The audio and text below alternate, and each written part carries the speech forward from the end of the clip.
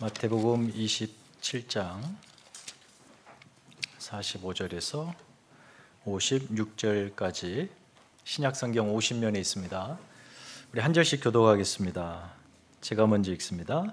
제6시로부터 온 땅에 어두움이 임하여 제9시까지 계속되더니 제9시쯤에 예수께서 소리질러 엘리 엘리 라마 사박다니 하니 이는 곧 나의 하나님 나의 하나님 어찌하여 나를 버리셨나이까 하는 뜻이라. 거기 섰던 자 중 어떤 이들이 듣고 이르되 이 사람이 엘리야를 부른다 하고 그 중에 한 사람이 곧 달려가서 해면을 가져다가 신 포도주를 적시어 갈대에 구워 마시게 하거늘 그 남은 사람들이 이르되 가만두라 엘리야가 와서 그를 구원하나 보자 하더라. 예수께서 다시 크게 소리 지르시고 영혼이 떠나시니라. 이에 성소 휘장이 위로부터 아래까지 찢어져 둘이 되고 땅이 진동하며 바위가 터지고 무덤들이 열리며 자던 성도의 몸이 많이 일어나되 예수의 부활 후에 그들이 무덤에서 나와서 거룩한 성에 들어가 많은 사람에게 보이니라. 백부장과 및 함께 예수를 지키던 자들이 지진과 그 일어난 일들을 보고 심히 두려워하여 이르되 이는 진실로 하나님의 아들이었도다 하더라. 예수를 섬기며 갈릴리에서부터 따라온 많은 여자가 거기 있어 멀리서 바라보고 있으니 그 중에는 막달라 마리아와 또 야고보와 요셉의 어머니 마리아와 또 세베대의 아들들도 어머니도 있더라. 아멘. 우리 전후좌우 이렇게 한번 인사하십시다. 하나님의 은혜가 우리를 살게 합니다. 하나님의 은혜가 우리를 살게 합니다. 그 은혜 충만한 생애 되시기를 원합니다. 우리가 마태복음을 2년 전부터 쭉 보고 있는데요. 아마도 제가 휴가 복귀하고 그 다음 주가 마지막이 될 것 같습니다. 여러분 오늘이 마태복음 몇 번째인 줄 아십니까? 당연히 모르시겠죠. 79번째입니다. 그래서 80번째로 잘 마치게 됐습니다. 오늘 갑자기 이 고난주간의 본문이다 우리 외부에서 오신 우리 손님들은 생각하실 텐데 마태복음 쭉 보고 있는 과정에서 우리가 이 본문을 만납니다. 이는 진실로 하나님의 아들이었도다. 예수님의 십자가의 죽음은요 운명입니다. 운명. 이 운명은 대개 우리 기독교 밖에서도 이렇게 보편적으로 사용하는 개념입니다. 우주적 기운과 또 자연의 질서에 따라서 정해진 길을 가는 것, 이것을 운명이라고 보통 정의하는데 사실 이 기독교가 말하는 운명은 정확히 표현하자면 숙명입니다. 숙명. 한자어 숙은 붙들린다라는 뜻이에요. 붙들린, 묶건. 붙들려서 묶었다. 묶을 숙이죠. 그러니까 태어날 때부터 자신의 목숨이 무언가에 묶여서 가는 것. 그런데 우리는 그 무언가를 하나님의 뜻, 하나님의 섭리라고 믿고 있죠. 그래서 우리는 그걸 숙명이라고 말합니다.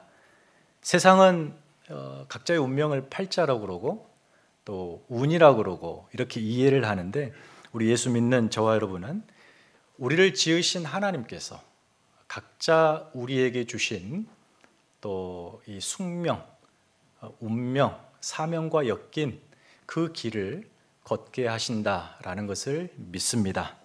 믿으십니까? 하나님께서 당신의 아들 예수님을 세상에 보내실 때에도 바로 이와 같이 그분에게 숙명을 주십니다. 예수님의 숙명은 다름 아닌 십자가의 죽으심입니다. 이것을 아신 예수님께서는 그 길을 신실하게 걸어가십니다. 당신이 이 땅에서의 삶이 십자가의 죽음과 묶여 있다는 것을 단 한순간도 잊지 아니하시고 그 길을 신실하게 걸으시며 당신이 하나님의 아들 되심을 증명하십니다. 그래서 그 길에서 단 한순간도 아들됨을 의심한다든지 하나님의 아버지 되심을 불신한다든지 또는 아들로서 보냄받음을 후회하신다든지 이런 적이 없습니다. 이런 적이 없으세요? 예수님께서 공생의 사역을 시작하실 때 사탄이 예수님을 시험하죠. 돌을 떡으로 만들어 이 배고픈 현실을 타게 해라. 이 유혹은 무슨 의미였냐면 하나님이 너에게 허락한 이 광야라고 하는 현실을 스스로 도망쳐라, 벗어나라. 그럴 수 없죠. 예수님의 운명은 바로 그 길을 가는 거기 때문에 예수님이 스스로 그것을 박차고 타개하고 도망치고 그럴 수 없습니다. 두 번째 질문, 예수님에게 천하 만국을 보여주면서 그 권세와 영광을 너에게 주겠다. 단 한 가지 조건, 나에게 절하라. 나에게 절해 무릎 한번 꿇고 고난의 십자가 이런 거 없이 그냥 영광 다 가져라. 내가 나에게 그걸 넘겨줬으니 내가 원하는 자에게 내가 줄 수 있다. 너에게 줄 테니 가져가라. 절해라. 예수님은 그럴 수 없죠.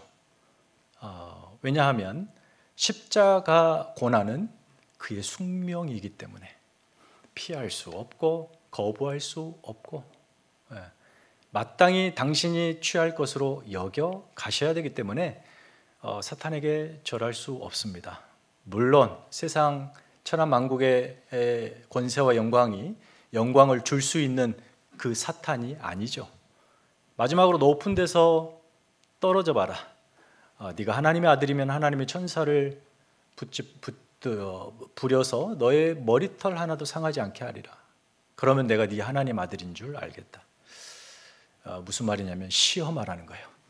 네가 정말 아들인지 하나님이 너의 정말 아버지인지 시험해라. 예수님은 시험하지 않죠. 하나님과 예수님과의 이 아버지 관계 안에는 어떤 의심, 어떤 불신이 들어올 단 한 틈이 없습니다. 여지가 없습니다. 그래서 예수님은 그의 사역 내내 3년의 공생애 동안 단 한 번도 하나님을 시험하지 않는, 하나님을 끝까지 신뢰함으로 당신의 아들됨을 증명해 내십니다. 그렇게 광야에서 시작하여 예수님께서 하나님이 묶어주신 숙명의 길을 뚜벅뚜벅 하루하루 걸어서 3년을 지나왔더니 그 끝이 어디다? 십자가다. 오늘 바로 그 십자가에 도착하는 것입니다. 예수님께서 지난주 본문과 같이 오전 9시에 십자가에 못 박히십니다. 오전 9시.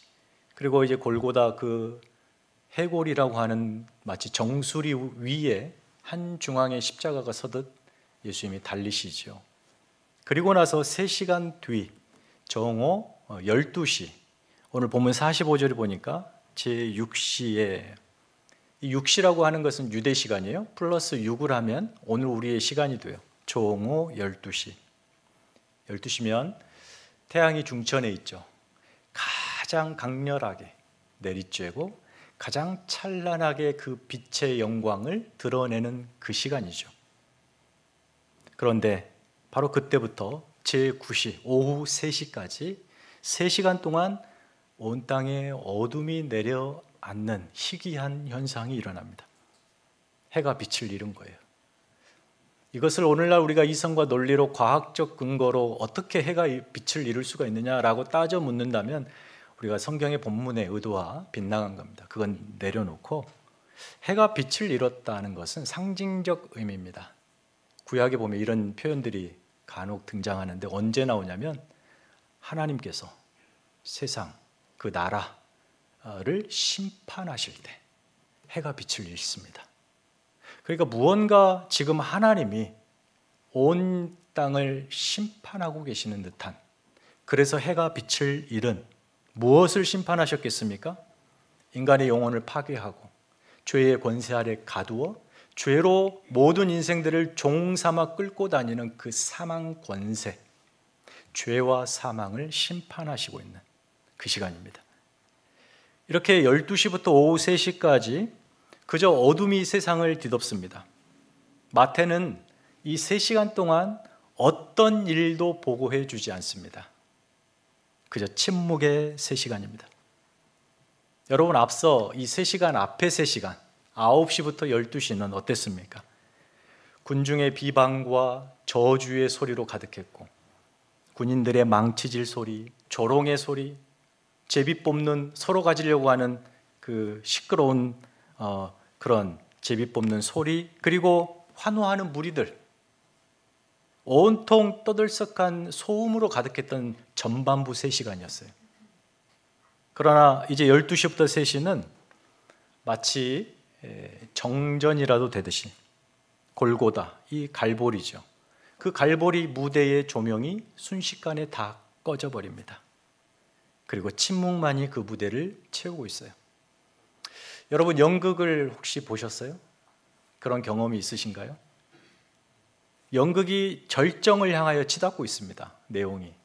그런데 갑자기 무대 조명이 다 꺼져버립니다. 그리고 무대에 올라와 있던 사람들이 침묵합니다. 두 가지죠. 사고가 났든지, 아니면 그렇게 해서 이 관객들에게 엄청난 충격의 메시지를 전하든지. 그렇죠? 바로 마태는 두 번째 의도로 이와 같은 서사를 나열하고 있습니다. 관객에게 메시지를 던지는데 어둠과 침묵만큼 강렬한 메시지가 또 있을까요? 골고다의 무대 조명이 다 꺼지고 사람들의 입이 다 닫혀지고, 그러면 그 말은 무슨 말이요? 빛 되신 하나님이 증언하시는 시간. 그런데 그게 인간에게는 침묵으로 다가오는, 하나님께서 침묵을 통해서 인간들에게 뭐라고 증언하고 계실까요? 보라, 너희들이 저렇게 비극적이고 비참하고 저주스럽게 십자가에 달아 못 박은 그를 보라. 그가 바로 나의 아들이다. 이 긴 3시간, 믿음으로만 들을 수 있는 이 하나님의 음성, 그 침묵을, 긴 3시간의 침묵을 깨고 소리 하나가 삐져나옵니다. 침묵 사이로. 그런데 그 소리가 다름 아닌 예수님의 입술에서 나옵니다. 엘리 엘리 라마 사박다니. 다름 아닌 예수님의 절규였습니다.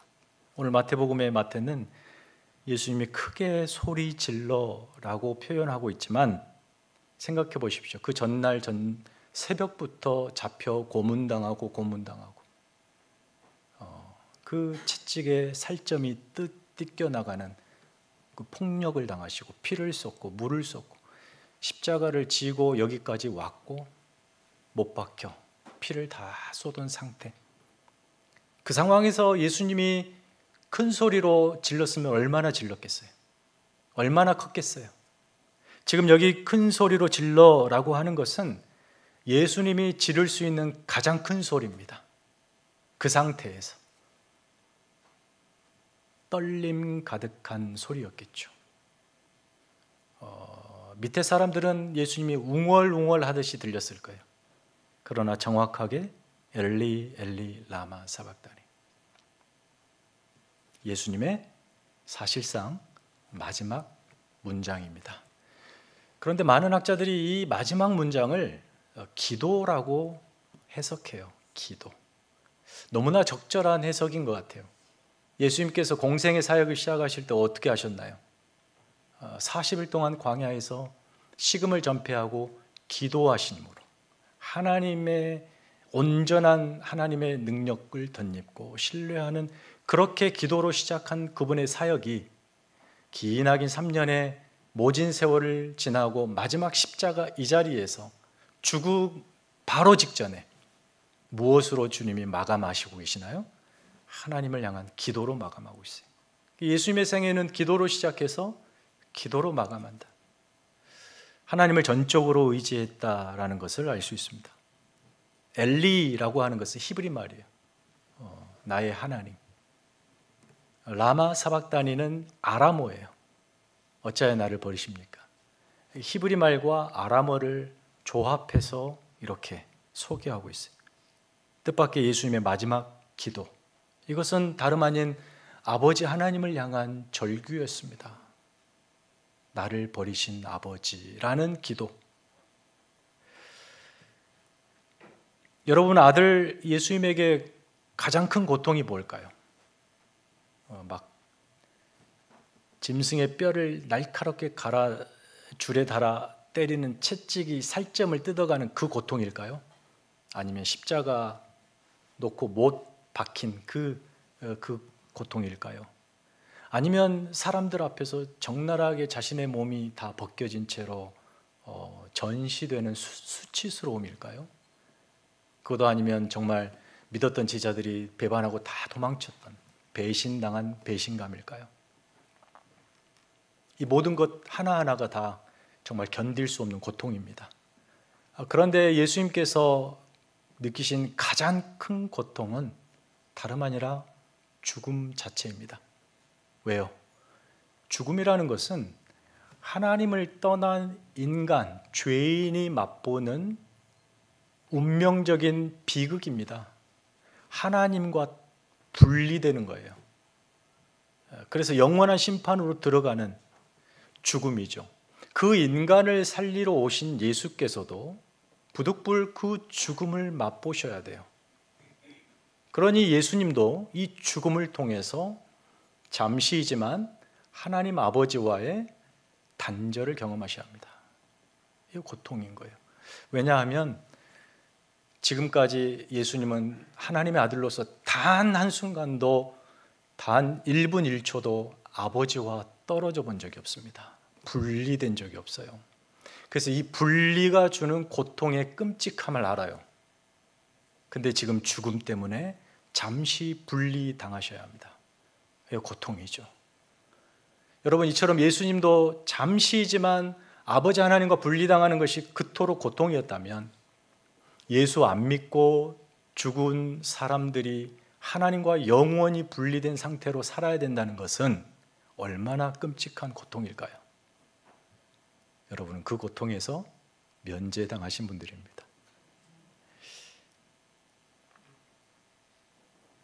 여러분, 이런 예수님을 향하여서, 이렇게 절규하는 예수님을 향하여 아이고 어차피 잠시 후, 이틀 후 부활하실 거면서 그렇게 부활하시면 모든 관계를 회복하고 영광 다 다시 받으시려면서 라고 말할 수 없습니다. 그렇죠? 지금 이 순간 자체는 주님께 너무나 큰 고통입니다. 이렇게 마지막 기도를 내뱉고 예수님께서는 운명하십니다. 예수님은 보냄받으실 때 자기에게 묶여 있었던 하나님의 뜻, 숙명을 성실하게 여기까지 대속의 죽음으로 완수하십니다. 이로써 뭐가 증명이 된 거예요? 예수가 하나님의 아들이시다라는 게 증명된 겁니다. 여러분, 우리가 믿는 이 기독교 신앙, 신자로서의 삶, 구원자로서의 삶의 출발은 다름 아닌 예수님이 하나님의 아들 그리스도이심을 믿음으로부터 출발합니다. 그렇게 출발하셨죠, 여러분. 그러니까 우리가 매주일 고백하는 사도신경의 첫 단어가 크레도입니다. 크레도. 내가 믿습니다. 이렇게 신앙을 시작하는 거예요. 그렇게 믿는 자에게 펼쳐질 그 하나님이 묶어놓은 숙명 같은 운명이 있거든요. 그 운명의 길을, 그 신앙 고백을 출발하여 가는 겁니다. 그런데 많은 성도들이 의외로 예수께서 하나님의 아들 그리스도라는 사실을 머리로는 믿는데 가슴으로 믿지 못하여서 그에게 주어지고 계획된 놀라운 영광의 신앙의 여정을 출발하지도 못하고 아직도 준비하느라고 정신없이 그 자리에서 맴돌고 있는 성도들이 적지 않다는 겁니다. 여러분은 예수님이 하나님의 아들 그리스도이심을 가슴으로 믿습니까? 네. 그런 믿음이 없으시다면 이 시간에 하나님께서 은혜 주셔서 그 가슴으로 믿어지는 은혜가 있기를 바랍니다. 여러분, 예나 지금이나 어떤 것을 믿는다라고 할 때에는요, 그 믿음을 돕는데 증거와 증인이 들어옵니다. 증거와 증인.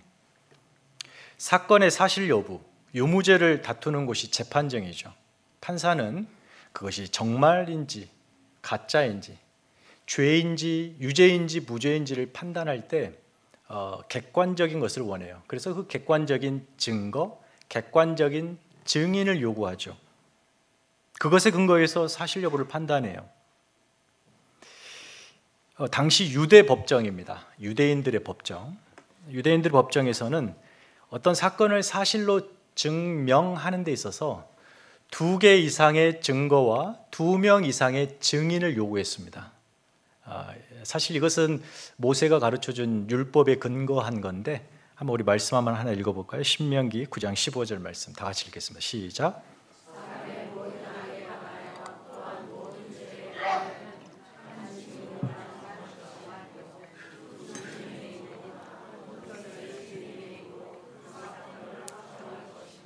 그렇죠. 2 증인 이상의 증거가 필요합니다.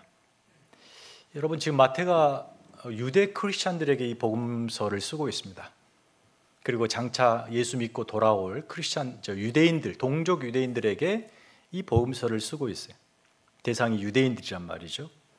자, 예수가 하나님의 아들 그리스도입니다 라고 여기까지 27장까지 길게 선언하는 이 문장으로 압축해서 딱 선언을 했습니다.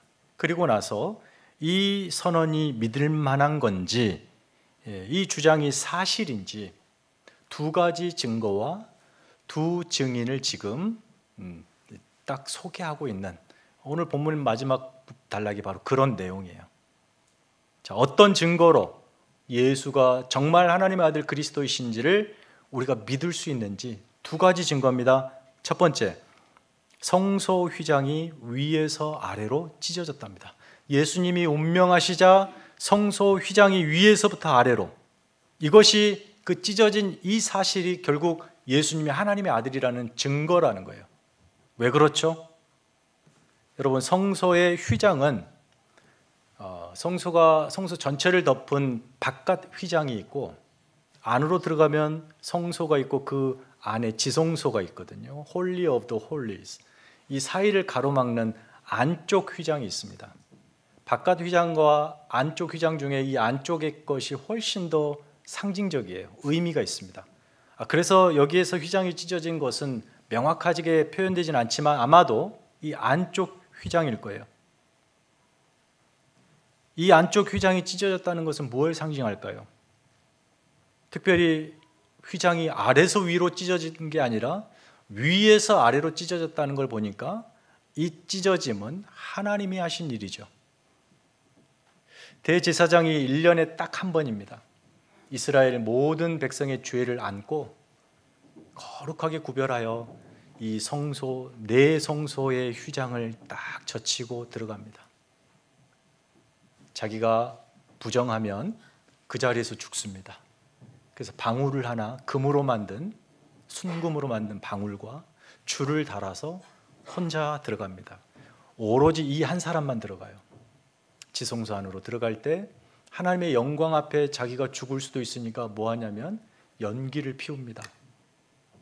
그리고 그 안에서 대표하는 속죄제를 드리고 나옵니다. 그가 죄를 지면 그냥 죽어요. 누가 들어가서 못 꺼내오니까 줄을 다 잡아당기는 거예요. 방울 소리가 안 나면 죽었다고. 그런 너무나 이 구별된 엄숙하고 거룩한 자리, 이 대제사장 한 사람만 들어가는 자리, 그렇게 하나님이 이스라엘을 만나 주십니다. 그런 이 성전 제2 시스템의 핵심이 뭐냐면 바로 이 휘장인 거예요. 그런데 하나님이 휘장을 찢으셨다. 무슨 말이에요? 더 이상 내가 이런 방식으로 너희를 만나지 않겠다. 복잡한 제2를 통해서 그 휘장 안에서 은밀하게 그렇게 만나지 않겠다. 휘장을 찢으시며 문을 활짝 여시며 내가 너희를 만나주겠다. 이런 하나님의 의지로서 휘장이 찢기는 거예요. 그러나 그렇게 해서 인간들이 그냥 만나면 죄인들이 다 죽죠. 그러니까 하나님께서 그렇게 찢을 수 있게 예수 그리스도의 피, 그 피를 통해서 죄인인 인간들이 거룩한 하나님을 만나는 이제 새로운 방식이 열렸다. 곧 예수 그리스도를 통하여 그를 믿음으로. 예수님이 하나님과 죄인인 인간 사이에 새로운 휘장이 되어주셨다, 이 말이죠. 이스라엘의 성전 제2시대는 이제 끝났다. 새로운 예수 시대, 하나님의 아들 예수가 성전을 대체했다. 이런 신학적인 깊은 의미가 있습니다. 여러분, 휘장이 찢기듯 예수님의 몸이 찢어집니다. 그리고 그 찢어진 몸에서 흐르는 예수 그리스도의 보혈을 통해서 하나님이 우리를 만나 주시겠다고 합니다. 바로 이 장면을 신약성경 히브리서가 너무 정확하게 표현해 주고 있어요. 10장 19절 20절 시작. 그러므로 형제들아, 우리가 예수의 피를 힘입어 성소에 들어갈 담력을 얻었나니 그 길은 우리를 위하여 휘장 가운데로 열어놓으신 새로운 살 길이요 휘장은 곧 그의 육체이니라. 새로운 살 길을 열었는데 그 휘장이 뭐라고 그래요? 예수 그리스도의 몸이랍니다. 어떤 몸? 다 찢긴 몸. 그 사이로 새로운 구원의 길이 열렸다. 죄인이 하나님을 쉽게 만날 수 있다. 이거는 구약시대에는 상상을 할 수 없는 일이에요. 그러나 이제 신약시대 예수님이 우리의 대제사장이 되시고 그 이름을 힘입어 그 보혈의 의지에 담대히 죄인들이 하나님 앞에 나아가는 새로운 시대, 은혜와 사랑과 약속한 복을 마음껏 누리게 되는, 인간의 손으로 만든 그 짐승의 가죽, 그것으로 덮어놓은 성소 휘장을 찢으시고 아들 예수의 휘장으로 우리를 만나 주시겠다 하신 거예요. 은혜의 시대가 열린 겁니다. 이것이 바로 예수님이 하나님의 아들 그리스도라는 너무나 빼박 증거, 절대 부정할 수 없는 확실한 증거. 우리는 그걸 가지고 예수를 믿고 있습니다. 여러분이 기도하면 예수 이름으로 그 거룩하신 하나님 앞에 각자가 나가실 수 있습니다. 목사가 기도하면 더 잘 들어주신다고 저한테 자꾸 떠넘기고 나가라고 그러는데 이건 구약적 발상이에요. 신약적 발상을 하십시다. 여러분 각자가. 두 번째 증거가 있죠. 다른 복음서에 나오지 않아요. 이 마태만 소개하는 아주 신비로운 사건이 있습니다. 지진으로 인해 예수님이 돌아가시자 지진으로 인해서 무덤 바위가 깨지면서 그 무덤에서 죽은 영혼이 부활합니다. 놀라운 신비로운 사건이죠. 그리고 그 부활한 사람들이 예루살렘 성을 들어가요. 여러분, 이건 또 무엇을 상징하는 이 증거일까요? 부활의 첫 열매는 당연히 예수님이시죠. 자세히 문장을 보시면 예수님이 죽고 부활한 사람들이 일어난 게 아니에요. 예수님 부활 이후에 그들이 일어납니다. 첫 열매 예수 그리스도. 그런데 그들이 부활한 그들이 예루살렘 성을 들어간다. 이거 아주 그림 언어죠. 상징적이죠. 예수님이 부활을 가져오신 분이다. 부활, 이것이 바로 예수님이 하나님의 아들 그리스도라는 정말 명백한 증거다. 이것을 말하고 있는 거예요. 무슨 말입니까? 죽음이 예수를 가뒀잖아요. 넣어놓고 돌로 굴려 완전히 봉해버렸잖아요. 누구도 무덤 안에서 그 문을 열고 나올 자는 없습니다. 갇히면 끝입니다. 그게 인간의 비극입니다. 그런데 오직 유일한 예수 한 분, 그분이 무덤 안에서 무덤을 열고 나오십니다. 우리가 믿는 신앙의 핵심, 그래서 빈 무덤이에요. 빈 무덤. 누가 밖에서 열어준 무덤이 아니라 안에서 열고, 무슨 말입니까? 생명이 사망을 삼키고 나온 거예요. 죽음이 생명을 삼켜 가둬버린 예수의 생명이 죽음을 삼키고 나온 사건, 부활이죠. 그리고 성도들이 부활했다는 건 뭐예요? 예수님만이 부활한 게 아니라 예수가 부활의 첫 열매 되심으로 인해서 이제 예수 믿고 죽은 모두가 장차 그렇게 부활하여 영원한 하나님의 도성 새 예루살렘에 들어갈 것을 약속하고 있는 거죠. 그러니 이 일을 누가 하겠습니까? 이 일을 한 자가 누구겠습니까? 당연히 하나님의 아들 예수 그리스도죠. 그래서 우리 성도에게는 바로 이 부활이라고 하는 영원한 소망이 있습니다. 고린도전서 15장 말씀 17, 19절 읽겠습니다. 시작. 다시 살아나신 일이 없으면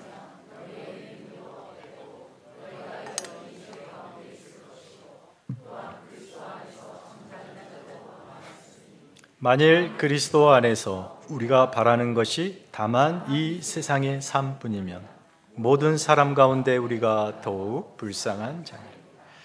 우리가 오늘 이 아름답고 화창한 주일 오전에 여기에 모여 예배를 드리는 것을 세상 사람들은 이해 못하죠.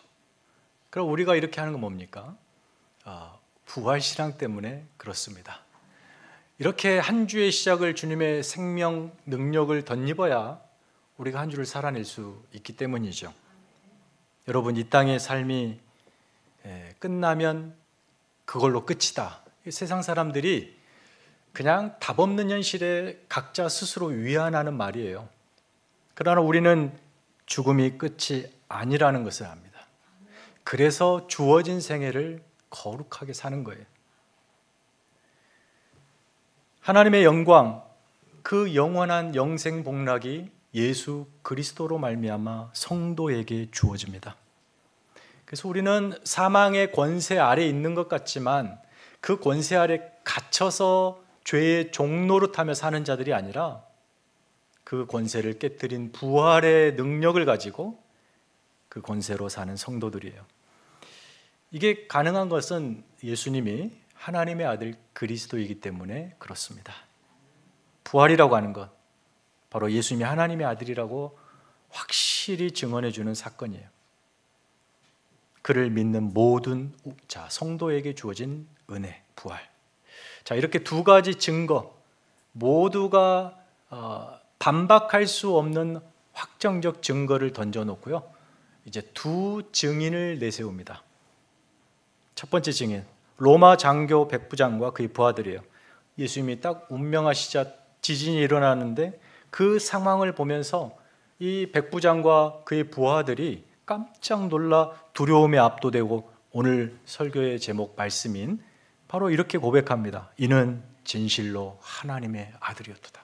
증인이죠. 이 사람들의 증언이에요. 이들이 증인으로 등장하는 거예요. 다시 말해 이방인들이죠. 로마인들이니까 이방인들이 예수가 하나님의 아들 그리스도라고 증인으로 나서고 있는 장면이에요. 두 번째 증인들이 나오죠. 여자들이 등장합니다. 막달라 마리아, 예수의 이모 마리아, 세베대의 아내, 다 여자들이죠.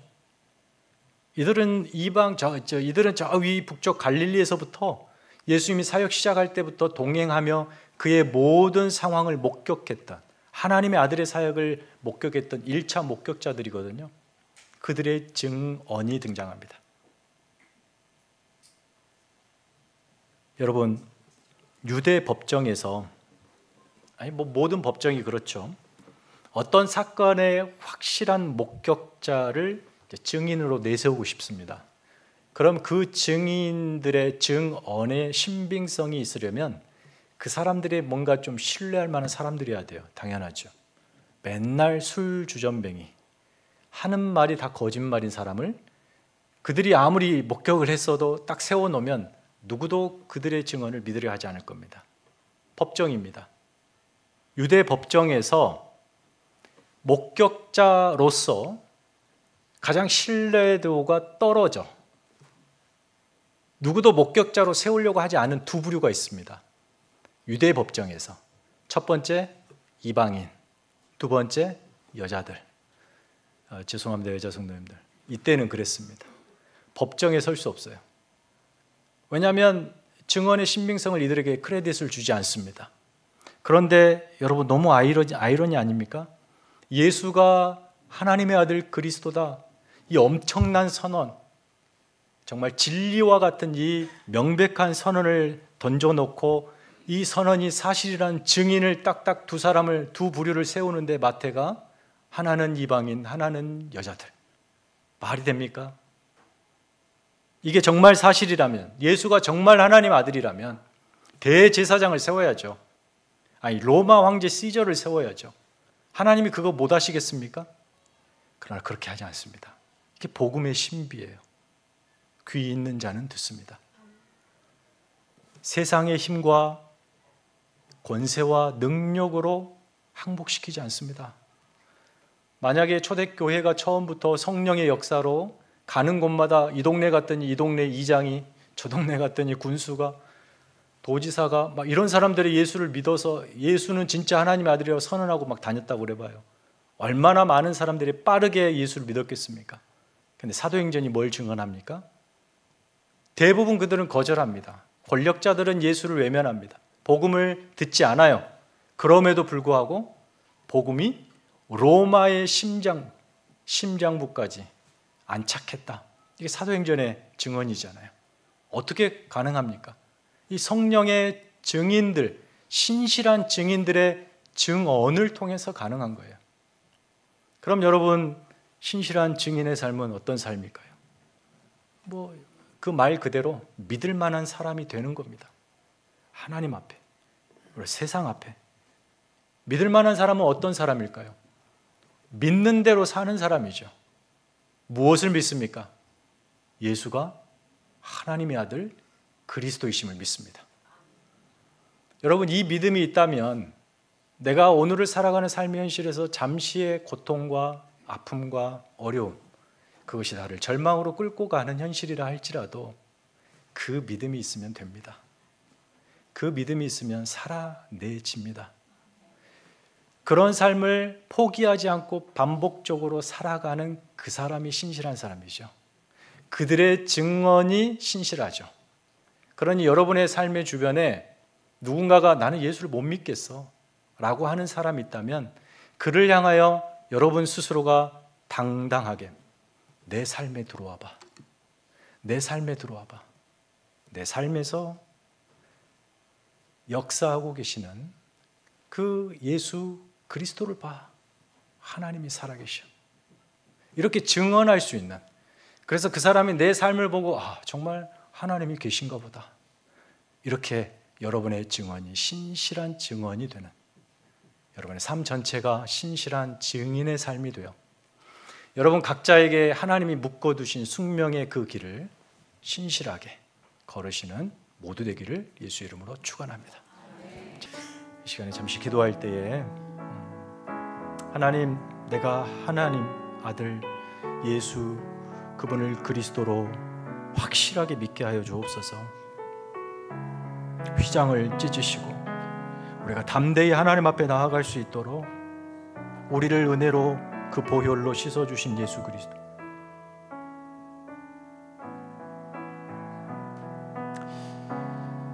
그분께서 부활로 우리에게 새 소망을 주시옵소서.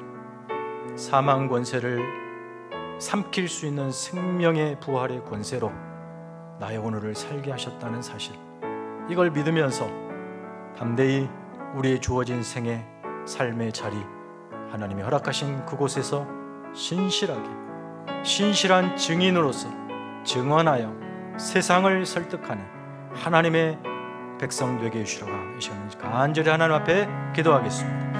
하나님 아버지 감사합니다. 하나님, 우리를 증인으로 부르셨습니다. 예수 십자가 그 갈보리 언덕의 비극의 증인으로 부르셨고, 사망이 가둬버린 무덤에서 안에서부터 생명으로 무덤의 문을 열고 나오신 예수 그리스도의 부활의 증인으로 삼으셨고, 아직도 세상의 사망 권세가 득세하는 거기에 우리를 교회로 두시면서 하나님, 우리의 입술을 통하여 저들을 설득하시려고 두시고, 하나님, 우리가 하나님의 자녀, 하나님의 백성, 예수를 하나님의 아들 그리스도로 믿는 하나님의 백성, 하나님, 우리가 이 위대한 정체성을 잃지 않게 하여 주옵소서. 여전히 사망이 득세하는 세상 속에서 하나님, 우리가 결코 사망의 권세에 붙잡히고 삼켜지는 자들이 아니라 부활의 능력과 권세로 하나님, 우리가 우리에게 각자에게 허락하신 사명의 자리, 숙명의 자리, 그 자리를 신실하게 하루하루 믿음으로 살아내서 우리의 그 신실한 증인된 삶과 증언을 통하여서 세상이 주께로 돌아오는 놀라운 역사가 있게 하여 주시옵소서. 우리를 그 일에 동원하신 하나님 감사합니다. 죄악에 나뒹굴며 비극적인 운명으로 영원한 형벌이 우리의 숙명인 그 비극에서 우리를 붙잡으사 영원한 하나님 나라의 아들의 숙명으로, 자녀의 숙명으로 바꾸어 주신 주님을 찬양합니다. 주님의 보혈의 공로와 그 생명의 은혜에 덧입어 담대히 우리가 하나님 앞에 나아갑니다. 하나님 우리의 주어진 생애 속에서 바로 그 하나님의 아들됨, 딸됨, 자녀의 정체성을 잃어버리지 않게 하시고 세상 앞에, 세상 사람들이 우리를 보고 저 사람들은 하나님의 자녀들이다 당당히 증언할 수 있도록 신실한 주의 백성들 되게 하여 주옵소서. 우리가 믿는 바를 그 믿는 바대로 살아내는 거룩한 하나님의 백성들 되게 하여 주옵소서. 이제는 우리 구주 예수 그리스도의 은혜와 하나님 아버지의 그 놀라우신 사랑과 성령님의 교통하심이 바로 그 정체성을 붙잡고 새롭게 다가오는 한 주도 힘차게 믿음으로 담대히 살기를 다짐하는 사랑하는 성도들의 머리 위에, 가정 위에 일터와 무엇보다 우리 사랑하는 자녀들 위에 이제부터 영원까지 함께 있을지어다. 아멘.